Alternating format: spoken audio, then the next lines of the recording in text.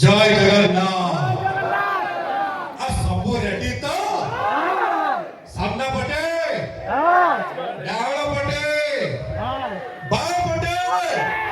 stage पछ पटे आ रुआ के पछ को एक दो जाई थो कयो साव आइला मते भुलियाले को भलो ये भाउजो काई भाउजो काई आउ ता लगे रखछन्ती को जेहेतु ना मार्केट को तो छाड़ी छु कोन आमे छाड़ी नो ऑटोमेटिक तैयारी किया जेहेतु हां ए तो भाउजो को दे के आई बात कथे न विश्वास करो मोटा प्रोडक्ट आमे छाड़ी छु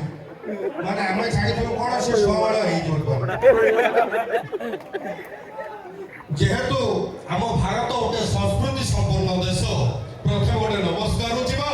से पुनी साव भोग स्टाइल जीवा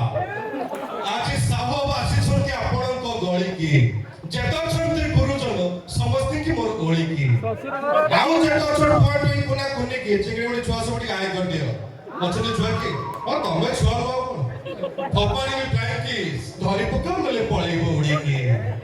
आउ जेते रही गला बळी की माने पाखा पाखी मो भविष्य टिक आय कर दियो हेला आगो को तुम सिंगल अछो ना होली की नहीं जदि होली की तले हाई कली आउ जदि सिंगल अछो साहू वैरायटी स्टोर गोटाडा फ्रेंड नबली देई देबी रात रे सइबो मोरे बोली की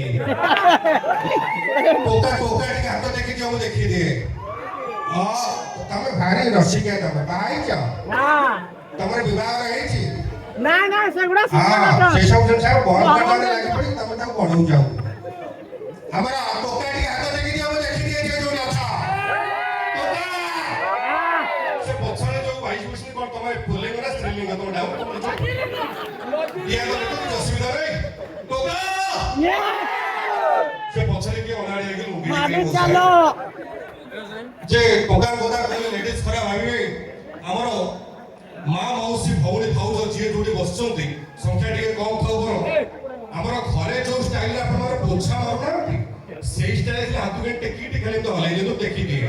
खाली देखि दिए टिके देखि कोन होउचे प्रॉब्लम जानि छ हां तोरो मुगारे लेडीज पोछा मारना ना ना आरो छंती के भाई टिके हलै दिया तो हां पक्का पोछा मारना हां तो स्टाइल करबो गोटे काम करिवा मोबाइल घरकी बसती टिके माहौल तो पूरा गरम है तो अछि जेतु माने गरमा गरम गैस चलछि गीत चलछि आउ टिके मार्केट को टिके माहौल को गरम करदा मार्केट टिके चले दबा जेते बेले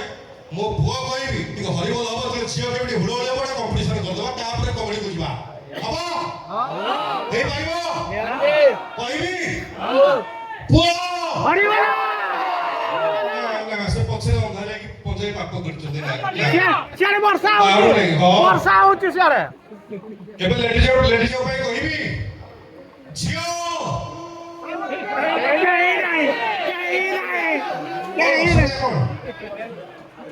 माने तमे ताको जीव तमे को ताको जीव आउ थरे जीवा आला नै आउ थरे जीवा बबाल करके जीवा घरे कहबी ओ चमत्कार रुआ मो हुए के ब्रेक दियो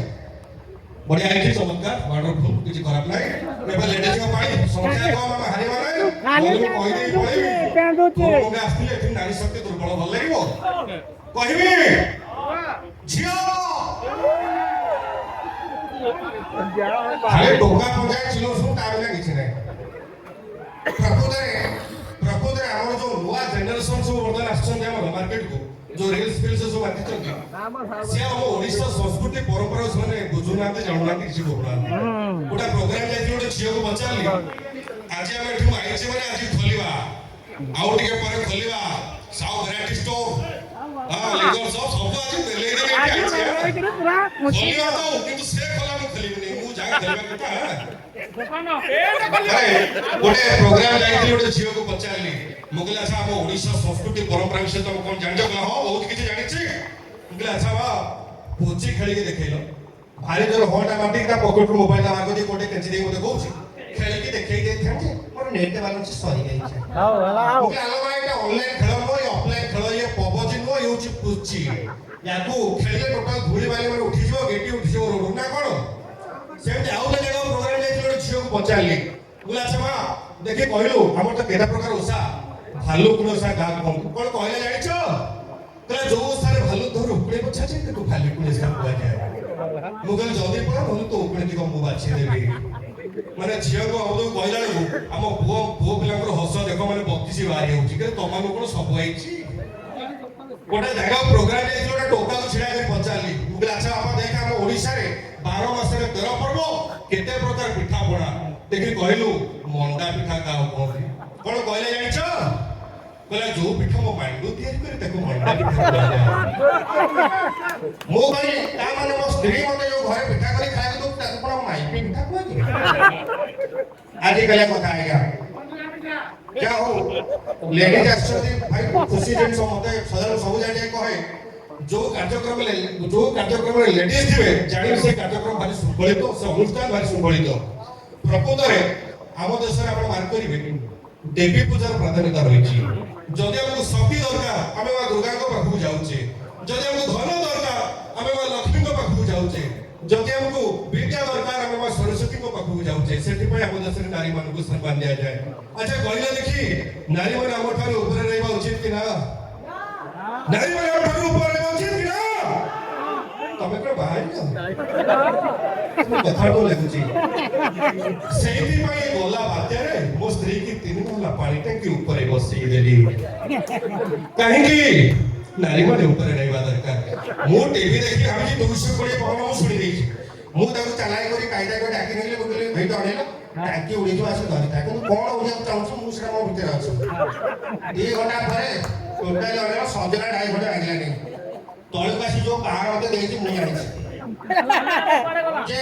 ମତେ ଗୋଟେ କୁହନ୍ତୁ ଗୋଟେ ମାନେ ଜେଣ୍ଟସ ବେଶୀ ସଫା ସୁତୁରା ନା ଲେଡିଜ ଲେଡିଜ କିଏ ଜେଣ୍ଟସ ନା